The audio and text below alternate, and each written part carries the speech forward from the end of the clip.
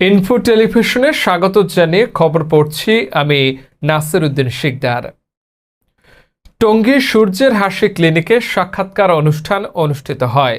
উক্ত অনুষ্ঠানে উপস্থিত ছিলেন কর্নেল মোহাম্মদ ইফতেখারুল হক, জেনারেল ম্যানেজার অপারেশন SHN।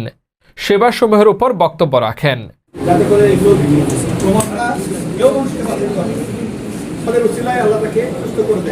সেই চেষ্টাটুকু আমরা করি এই করতে নিয়ে আসা যায় যাতে একেবারে আরো ভালোর দিকে যায়। তো এখানেও আমাদের কিছু দুর্বলতা হয়তো থাকতে পারে, যেটা আমরা আপনাদের কাছ থেকে শুনবো। আর আমাদের ক্লিনিকগুলো আমরা সবসময় এটা উন্নতির ধারাবাহিকতায় আছি। আগের দিনে যারা ছিল স্টাফ তাদের কেউ অনেকেই নাই আজকে এখানে। কারণ হচ্ছে একটাই, আগের দিনে এনজিওর সাহায্য নিয়ে আমরা চলতাম, আমাদের কোনো নিজস্ব আয় করার কোনো চেষ্টাও ছিল না, সুযোগও ছিল না। সো আমরা তাদের দয়ায় চলতাম, কিন্তু এখন আমরা নিজের পায়ে দাঁড়ায় স্বাবলম্বী হওয়ার চেষ্টা করছি। আমাদের জন্য ভালো স্টাফ, ভালো নার্স দরকার। অন্যান্য কমার্শিয়াল ক্লিনিকগুলো যেভাবে করে ভালো সেবা দিয়ে মানুষকে আকর্ষণ করতে হয়। আমরা doctor Nakul Kumar Biswas, general manager clinical services SHN। সূর্যের হাসি ক্লিনিকের পক্ষ থেকে বক্তব্য রাখেন ডক্টর তাসনুফা বিনতে ফারুক পলিন, মেডিকেল অফিসার, সূর্যের হাসি ক্লিনিক। অনুষ্ঠান সঞ্চালনায় মোহাম্মদ ইমরুল কায়েস সোহাগ, ম্যানেজার, সূর্যের হাসি ক্লিনিক, টঙ্গী।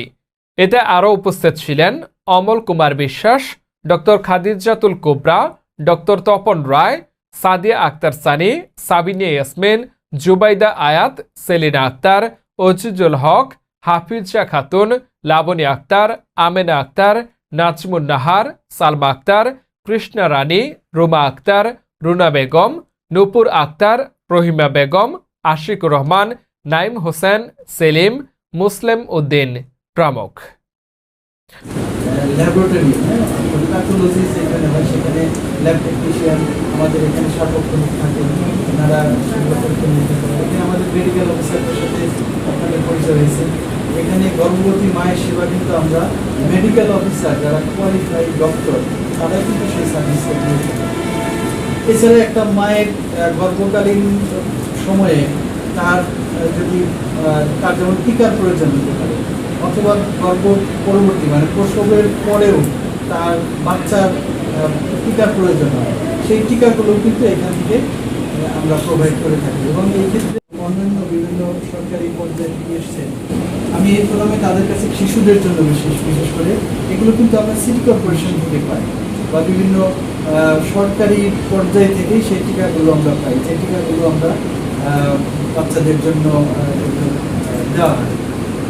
এছাড়া আমাদের কিছু প্রাইভেট ভ্যাকসিন আছে।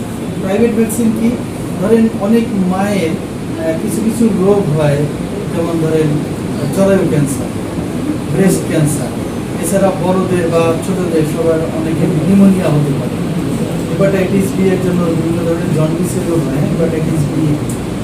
এই ধরনের যে রোগগুলো হয়, এই রোগ প্রতিরোধ করার জন্য যে ভ্যাকসিন, সেই ভ্যাকসিনের ব্যবস্থাও কিন্তু এখানে আছে।